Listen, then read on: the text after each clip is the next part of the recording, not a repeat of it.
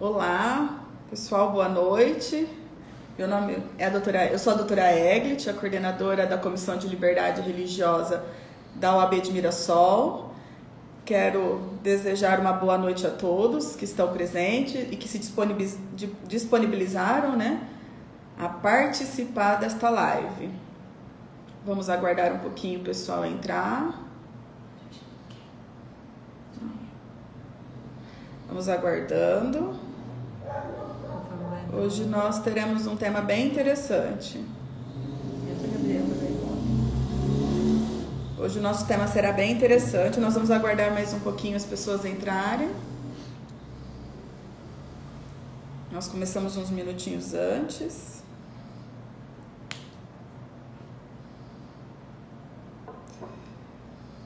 Bom, muito obrigada a você que tirou aí um tempinho da sua noite para participar de mais uma palestra a ser realizada pela OAB de Mirassol.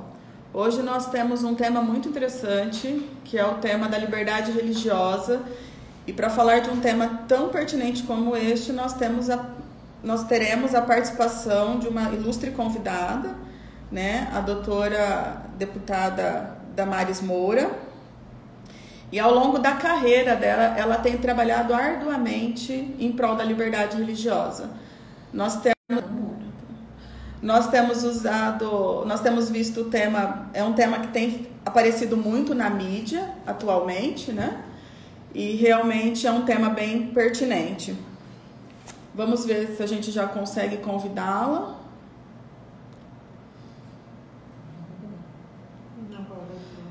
A doutora ainda não está online, vamos aguardar mais um minutinho para ver se ela entra. Não está saindo. Pessoal, está saindo o som? Está sendo possível ouvir? Como está o som?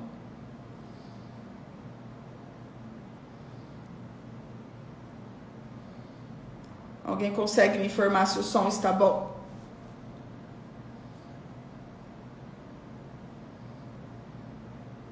Está sendo possível ouvir? Ok, muito obrigada pelo feedback. Vamos aguardar mais um minutinho.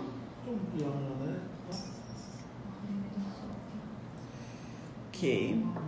Como eu estava dizendo, hoje o nosso tema é sobre a liberdade religiosa. É um tema que esteve na mídia nesses últimos meses, Um tema que foi tratado, foi noticiado.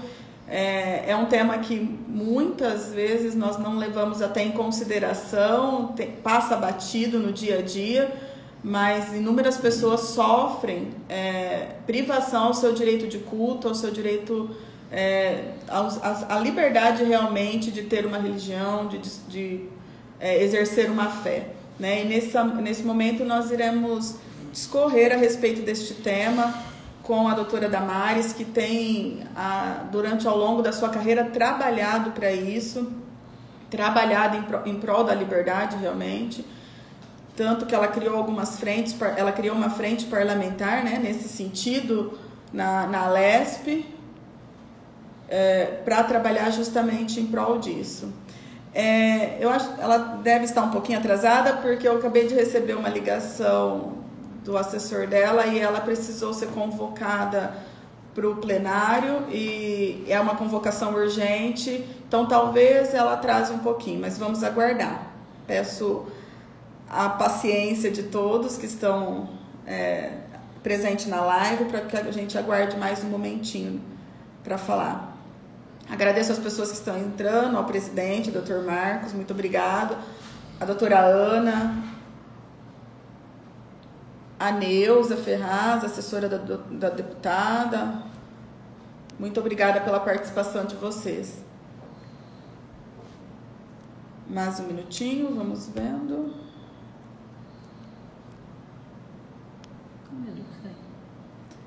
Eu acho que enquanto a gente aguarda, eu vou falar para vocês a respeito do currículo, do vasto currículo que a doutora Damares possui, Então eu gostaria de trazer um pouquinho do currículo dela, da biografia dela, e aí enquanto isso nós vamos aguardando.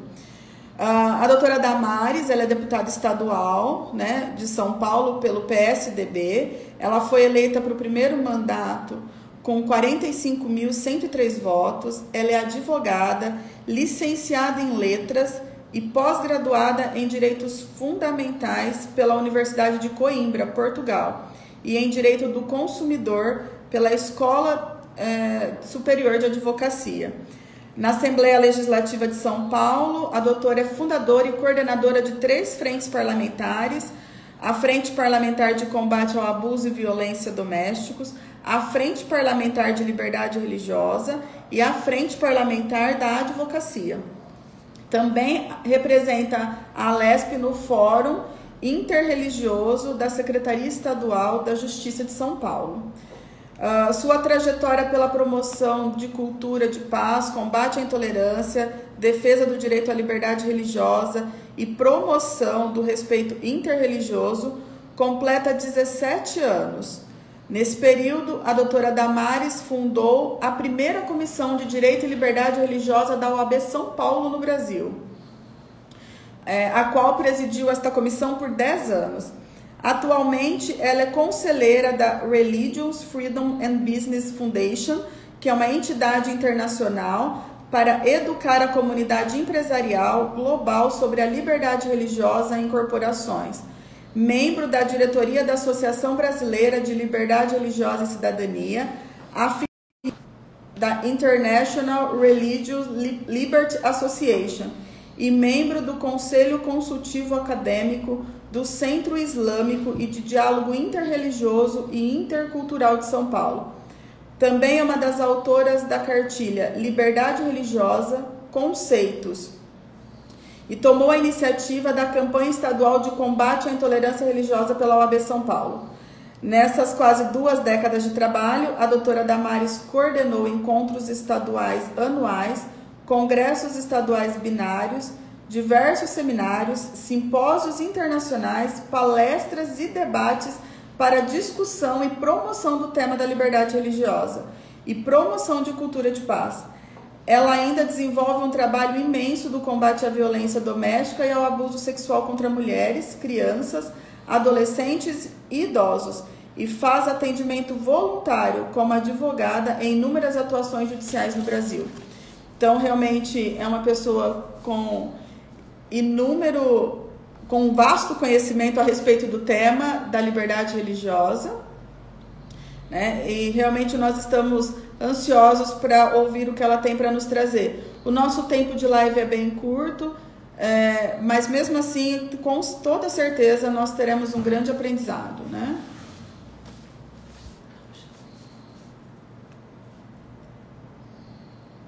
A doutora Ana está pedindo para que eu fale um pouquinho da minha vivência pessoal, né? Da minha experiência pessoal com a liberdade religiosa. A pergunta é: por que na época eu aceitei a Comissão de Liberdade Religiosa? Por que eu quis fazer? Eu vou, a princípio, então... O Marcos está falando que está à disposição. Eu acho que vamos chamar o Dr. Marcos para que ele fale. Então, nós conseguimos, talvez, conectar com a doutora Damares. Isso, vamos ver se a gente consegue. Olá, boa noite, doutor. E aí, tudo bem? Tudo bem? Tudo jóia. Participação. Que isso, estamos aí, estou acompanhando você aí, seu trabalho, parabéns, tá? Muito obrigada. Ela teve um pequeno agendamento de última hora no plenário e ela precisa realmente participar, ela não pode deixar de participar. Ele até me avisou que talvez ela atrasaria um pouco e eu até deixei à vontade, né? Se não houver a possibilidade, marcamos uma outra data, nós entendemos compromissos. Exato. Né? Exato. Os compromissos não têm como ser adiados. Eu ser sincero, eu estou super curioso para ouvir a deputada Damares, porque eu já havia ouvido falar dela. Mas eu ouvi falar do trabalho que ela faz dentro da Assembleia, que ela lidera uma comissão de defesa da advocacia, que é um trabalho muito bom que ela faz lá. E eu fiquei surpresa que, além da defesa da advocacia, ela tem essa frente aí da defesa da liberdade religiosa, né? também muito forte. Muito E forte. é, Do abuso e violência doméstica. exatamente. Que é outro tema que eu estou afim mesmo de desenvolver um trabalho que eu, inclusive, já estou com um exemplo, que eu conheci um trabalho em outra subseção que eu pretendo trazer para Mirassol. A gente está começando a voltar às atividades, começando a voltar uma normalidade que vai possibilitar a gente fazer um trabalho. Eu vou dar um spoiler aí para vocês, né? Pode Que é um dar. trabalho Vamos lá. multiprofissional que a gente vai envolver aí, voltado para mulheres e crianças em estado de risco ou de exploração. É muito bacana, a gente vai tentar montar isso daí na subseção, se Deus quiser, ainda esse ano, tá? Mas voltando à deputada Damares, inclusive, ela tem um relacionamento muito bom com a seccional de São Paulo. Já foi coordenadora de comissão estadual e ela teve há pouco tempo com o presidente Caio na Assembleia, estiveram lá debatendo. É curioso, a O deputada tem um trabalho conteúdo dela muito é bom. amplo, né, nesse quesito. É uma Ô, frente Egid, que ela realmente trabalha arduamente para alavancar essa bandeira da liberdade religiosa. exatamente. Agora acaba de contar, você ia contar da sua história lá que a gente conversou naquele Da dia da nossa live. experiência. Ó, eu vou contar um segredo também. Aquele dia, você não sabe, eu perdi a nossa live. Aquele A dia lá. doutora me contou, a doutora Vamos Ana me ter que contou, fazer não tem outro. problema, faremos Vamos ter que fazer novamente. outro. Agora, conta aquela história que é muito legal, né? O porquê, liberdade religiosa, preocupação com esse tema. É só quem vive em si e passa por isso sabe o que é muito bom, viu? Doutor, vai ter que ficar para uma próxima vez, que eu acabei de visualizar aqui que a doutora entrou. Vamos ver se eu consigo convidá-la para a nossa live. Então, pera lá, eu só quero deixar um abraço, então, em nome da subseção, da diretoria, dos advogados, das advogadas de Mirassol. Nós estamos honrados com a presença da deputada Damares, agradecido, e eu já estou saindo, que a vez é dela, tá bom? Um Muito abraço para vocês. obrigada. Tchau, Obrigada. tchau. Tchau.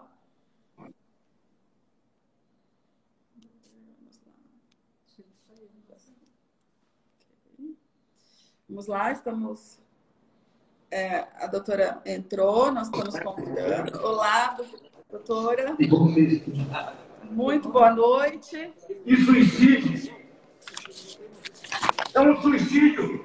Oi, querida, tudo bem? Consegue me ouvir? Eu vou tentar sair um pouquinho aqui, viu? Fique à vontade. Oi, doutora Eglite. Tudo bem, doutora? Muito obrigada Tudo bem, pela sua querida? participação. Eu agradeço imensamente a disponibilidade de poder participar, apesar dos afazeres serem imensos.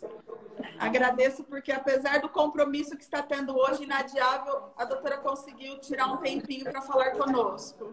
Querida, eu que peço desculpas porque nós tivemos uma convocação extraordinária aqui na Assembleia Legislativa para 19h30.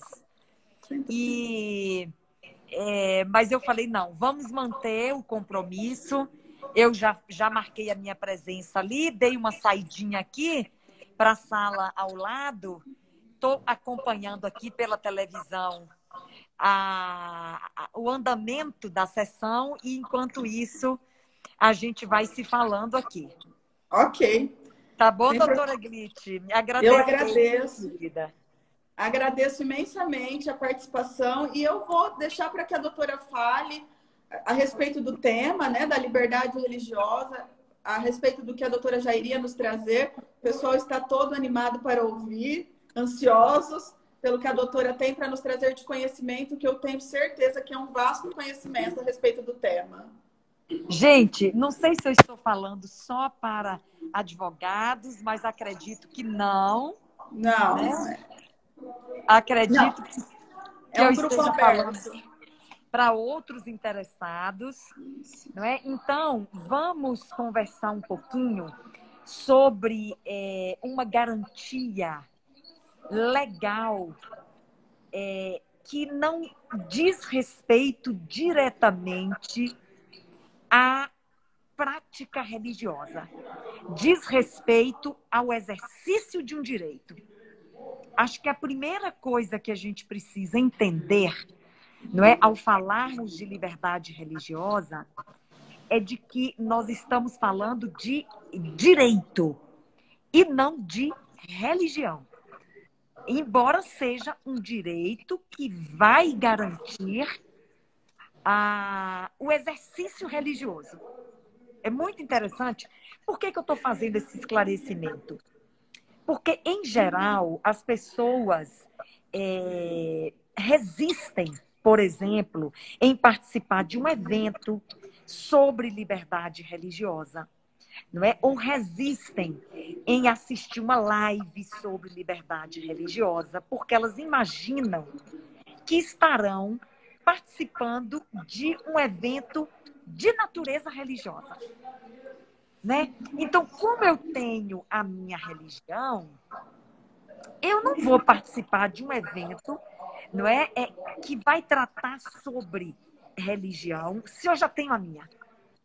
Esse é o primeiro equívoco que a gente tem que desfazer. Por isso que eu tenho a minha religião e, não obstante isso, eu participo de forma constante, já há quase 20 anos, de eventos que tratam sobre liberdade religiosa. Não é? Então, e aonde está esse direito? Né? Nós temos o direito à liberdade religiosa. Aonde ele está? Esse é um direito constitucional. E, aliás, ele está inscrito dentre os direitos e garantias e liberdades fundamentais individuais que a Constituição Federal consagra no artigo 5º. Portanto, nós estamos falando de um direito que sequer ele poderia ser retirado ou mudado. Não é? É uma cláusula pétrea da Constituição Federal, não é? E o direito à liberdade religiosa, ele figura, não é, entre os mais caros direitos à dignidade humana, que são aqueles, inclusive, que vão do artigo 5º até o artigo 17º. A gente também imagina que os direitos fundamentais estão apenas no artigo 5º. Não é verdade? É verdade. Não. Eles vão até o artigo 17º. Talvez os mais conhecidos direitos fundamentais são realmente os do artigo 5º e os do artigo 6º, né, que são os direitos sociais, saúde, educação, moradia, segurança pública, não é, transporte, lazer. Mas lá no artigo 5º estão os direitos de propriedade, né, a liberdade de expressão, o direito de privacidade, e está o direito de liberdade religiosa. E tem uma coisa bem interessante, Rui Barbosa, o grande Rui Barbosa, jurista, por sinal meu conterrâneo, baiano, ilustre, não é? Ele reputava que a liberdade religiosa é a mãe de todas as liberdades. Sabe por quê? Porque a liberdade religiosa, ela nasce aqui dentro do indivíduo. Não é? Tem um caráter tão subjetivo e está tão relacionado às questões de consciência individual, não é? Que isso sequer poderia ser retirado de alguém. Ainda que todas as liberdades nos sejam retiradas. Vamos lá.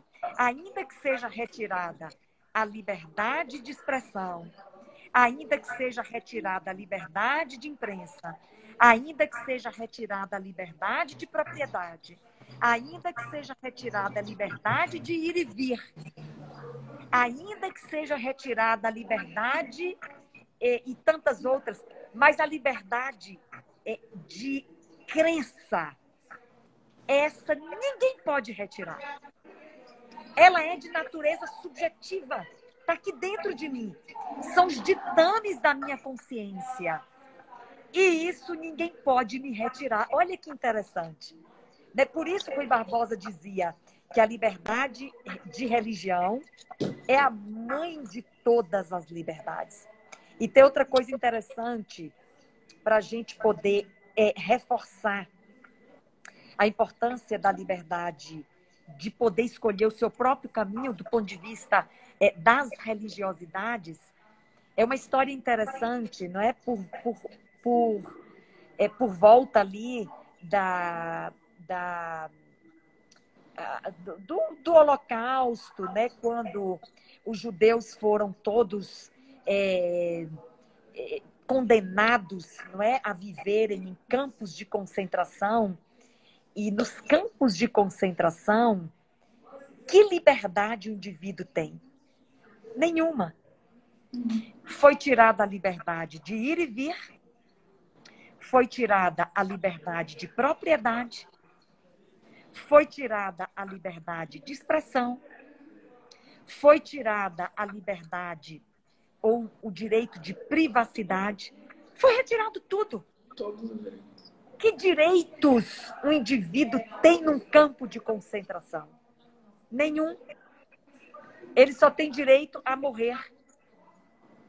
Mas houve alguém que sobreviveu a um campo de concentração nazista, chamava-se Viktor Frankl.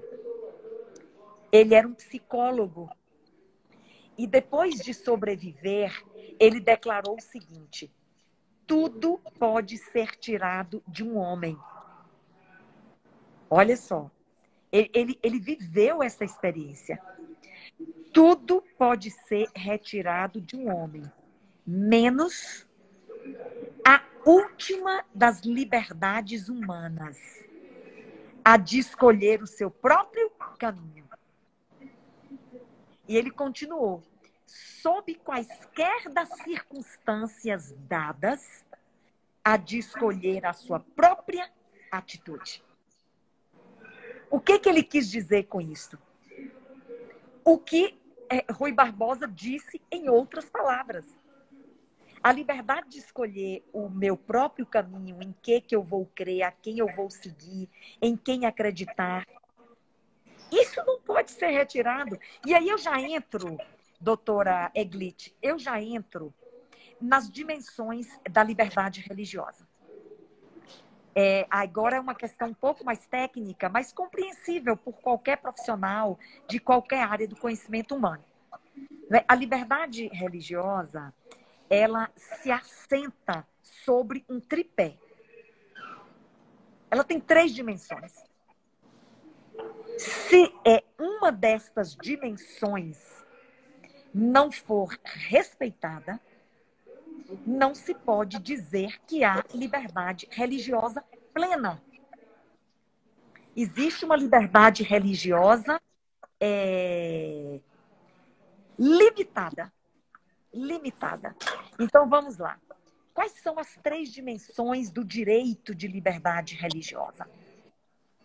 Essas dimensões são muito bem trabalhadas pela professora Maria Cláudia Buchianeri Pinheiro, uma grande advogada, uma querida amiga, não é, jurista, e ela escreve muito bem, já fez defesas importantes em tribunais pátrios, não é? E ela estabelece 3 dimensões da liberdade religiosa. A primeira é a dimensão subjetiva. Essa que eu acabei de apresentar, com a citação de Viktor Frankl, que tudo pode ser tirado de um homem, menos a liberdade de escolher o seu próprio caminho, porque isso tem natureza subjetiva, não é? Corroborando o que o próprio Rui Barbosa disse, que a liberdade de religião é a mãe de todas as liberdades. Então, ela estabelece a liberdade religiosa em 3 dimensões. A dimensão subjetiva, que é o direito de escolher. É o direito de escolher livremente, sem ser embaraçado, sem ser forçado, sem ser constrangido. a escolher aquilo que você não gostaria de escolher, não é a sua vontade. Então, liberdade religiosa envolve liberdade de consciência. E essa é uma dimensão subjetiva, não é? A outra dimensão é a dimensão social. O que é a dimensão social? É o direito de compartilhar. Então, a liberdade religiosa, ela não pode ser entendida como um direito a ser exercido só individualmente ou só em um ambiente privado, né? Liberdade religiosa você só exerce dentro da sua casa. Você faz suas orações, você profere os seus cânticos, não é? Você faz as suas leituras do seu livro sagrado na sua casa, no seu quarto, não é? É uma atividade privada, não é verdade, tá? É um grande perigo, aliás, uma tendência, inclusive, europeia, não é? De circunscrever a liberdade religiosa nos ambientes privados. Não. Uma das dimensões da liberdade religiosa é a dimensão social. É o direito de divulgação. É o direito de pregação religiosa. Inclusive, é o direito de fazer proselitismo. O que é proselitismo, gente? Proselitismo é você tentar convencer alguém, não é, a crer no que você crê. E alguém fala, não, mas isso é péssimo. Não, isso não é péssimo. Se você faz proselitismo religioso de forma respeitosa, não é? E sem constranger, sem forçar ninguém a crer como você crê, não é? Sem criar qualquer tipo de coação para a pessoa aceitar a sua religião, você pode fazer proselitismo. O proselitismo, ele não é uma coisa pejorativa, ilegal, proibida. Não. Proselitismo é você tentar convencer alguém, converter alguém. E isto está assegurado desde que você não constranja pessoas, não obrigue pessoas, não force pessoas, não chantageie pessoas, não é? A aceitar uma religião. Tudo feito dentro de um ambiente de respeito e de liberdade. Esta é uma dimensão da liberdade religiosa, dimensão social. E aí eu até conto uma historinha, doutora Eglite. Uhum. Eu tive escritório muitos anos ali na Praça da Sé. A praça é o lugar do povo. A praça é o lugar do povo. Não é? O que você não pode fazer na praça? Perturbar a ordem. Você não pode fazer o que mais na praça? Ofender saúde pública. Você não pode ofender pessoas. Enfim, você não pode criar ambientes de insegurança, não é? De violação da ordem, de violação da saúde. Fora isto, não é? Qualquer tipo de manifestação dentro da ordem pública, eu defendo que você pode fazer. E por isso eu estou dizendo que pregação religiosa na praça pública, que não ofende, que não perturba, que não constrange pessoas, não é? Que não, enfim, compromete ali os programas urbanos, não é? Instituídos ali naquela cidade, não é? Eu não vejo nenhum tipo de ilegalidade, tá? Então, é nesse sentido que está também a dimensão social da liberdade religiosa. Eu falei da Praça da Sé porque muitas vezes eu saía do meu escritório e tinha pessoas religiosos fazendo pregação religiosa na praça. E não estavam perturbando. estavam apenas divulgando a sua religião, não é? Eu nunca me senti constrangida, eles nunca me obrigaram a ouvir a pregação religiosa que eles estavam proferindo, não é? Então, essa é uma dimensão social, liberdade, a liberdade religiosa, ela não está garantida só em ambientes privados. Ela está garantida em ambientes públicos. É diferente, doutora Eglite, todos que nos acompanham, e aí eu quero esclarecer, tá? Veja bem, quando eu falo ambientes públicos, eu estou me referindo a ambientes públicos abertos, né? Você não vai entrar no Tribunal de Justiça, não é, que é um ambiente público, e você vai lá na frente, na tribuna, não é, fazer uma pregação religiosa. Com certeza. Tá? Os ambientes públicos fechados, não é, repartições públicas, isso não pode, né? Até porque o Estado é laico, não é? E o Estado é neutro. As suas instituições, como tribunais, não é? Como outros órgãos públicos, não é? Como o Estado é neutro, ele não pode permitir que as suas repartições públicas sejam utilizadas para proselitismo religioso, tá? Mas eu ainda vou polemizar um pouquinho mais aqui essa questão. Veja bem, existe no Congresso Nacional Brasileiro, eu sei que existe na Câmara dos Deputados, não é? Um dia da semana, enfim, onde acontece lá a realização de um culto, não é, evangélico, promovido por deputados que são da mesma crença. E aí, não pode fazer o culto aqui. Olha só, a gente tem que ter muito equilíbrio no Estado democrático, e mesmo no Estado laico, a gente tem que ter muito equilíbrio, não é? O que eu penso? Se não está no horário de trabalho, não está acontecendo sessão, não está utilizando o plenário, está utilizando uma sala vazia, fora do horário de trabalho, não é? Onde não existe sessão naquele momento, não existe comissões acontecendo, não existe CPIs acontecendo, a sala está vazia, ninguém está utilizando, não vai ter nenhuma despesa para o Estado, e eles querem apenas se reunir ali e fazer as suas orações e os seus cânticos. Eu não vejo problema, doutora Eglite.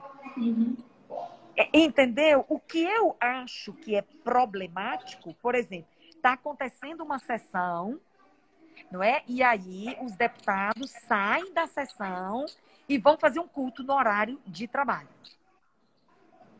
Não é? Então, nesse caso, aí já compromete, não é, a atividade parlamentar que os parlamentares deveriam estar desenvolvendo naquele momento. Mas se a sala está vazia, ninguém está usando, todo mundo já foi embora e tal, não, vamos reunir aqui para fazer um culto, mesmo sendo um espaço público, eu estou, vamos dizer, ampliando esta visão, não é, do Estado democrático de direito, que contempla, não é, essa possibilidade que, a meu ver, não viola a laicidade do Estado. É diferente de você querer, durante uma sessão, não é, fazer proselitismo religioso. Então, vamos lá. Já falamos da dimensão subjetiva, já falamos da dimensão social e agora vamos falar da dimensão organizacional. Qual é esta dimensão? É o direito de você organizar uma igreja, um templo, uma capela, uma mesquita, uma sinagoga, um terreiro. Não é? As pessoas se reúnem, não é? Elas constroem ali uma edificação onde elas vão se reunir habitualmente, não é? Ou eventualmente para a realização dos seus cultos. É uma organização religiosa, não é? E isso tem que estar também garantido. O direito de organização religiosa é uma dimensão da liberdade religiosa. De nada adianta eu ter o direito de escolher e de divulgar e não ter o direito de me organizar. Então, essa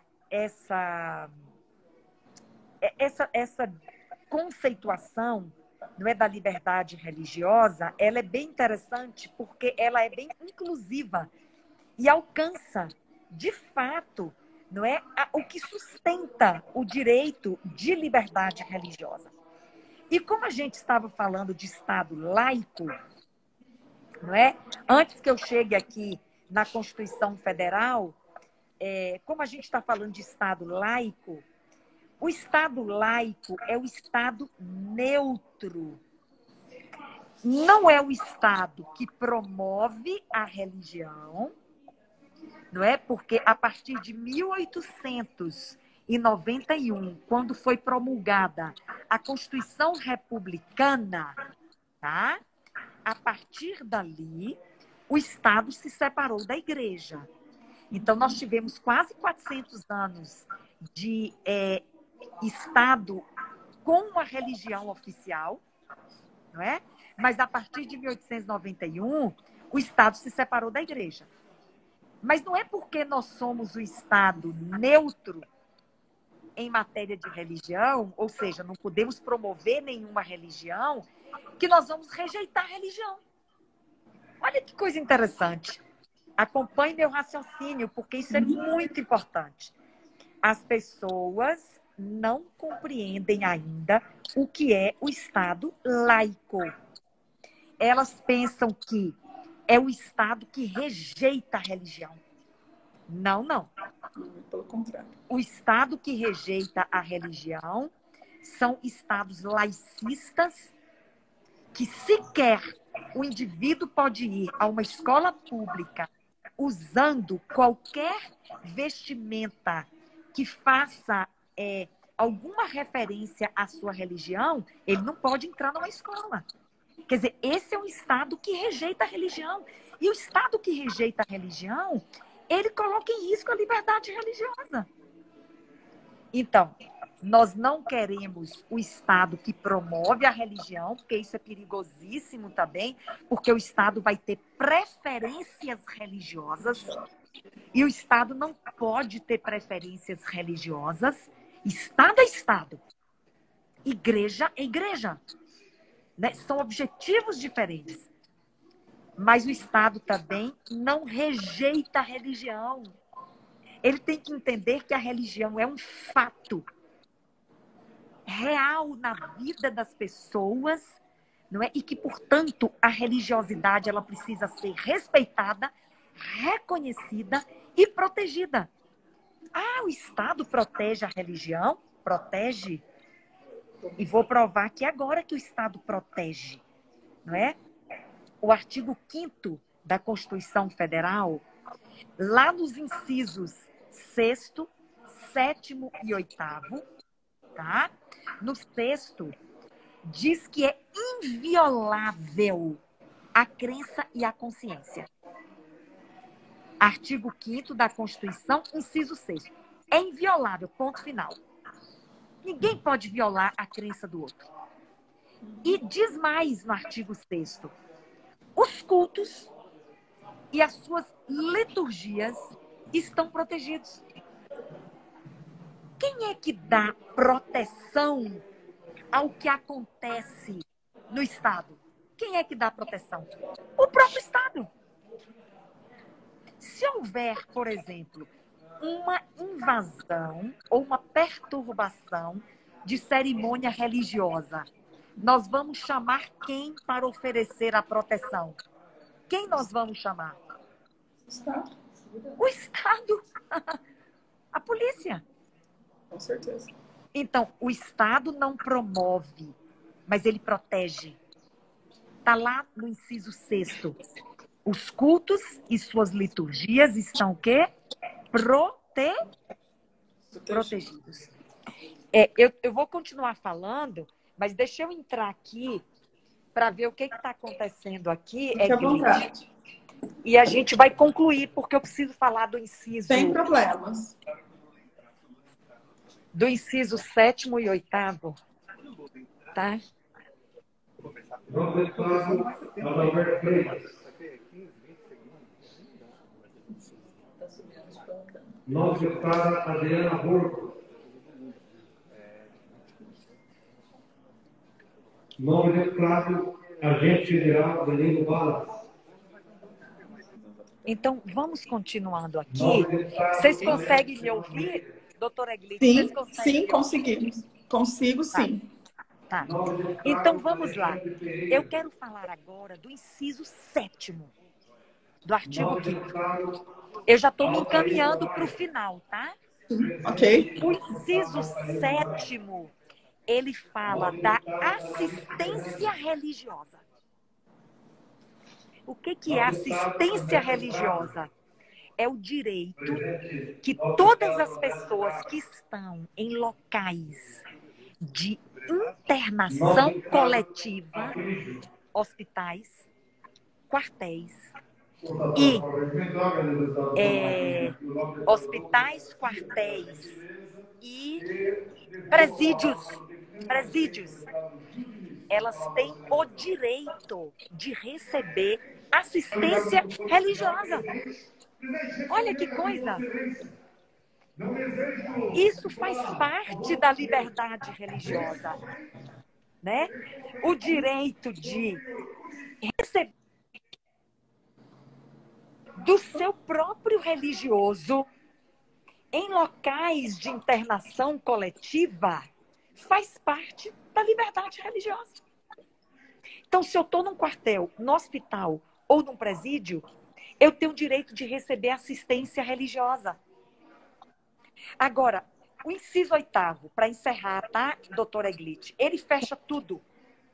Tudo.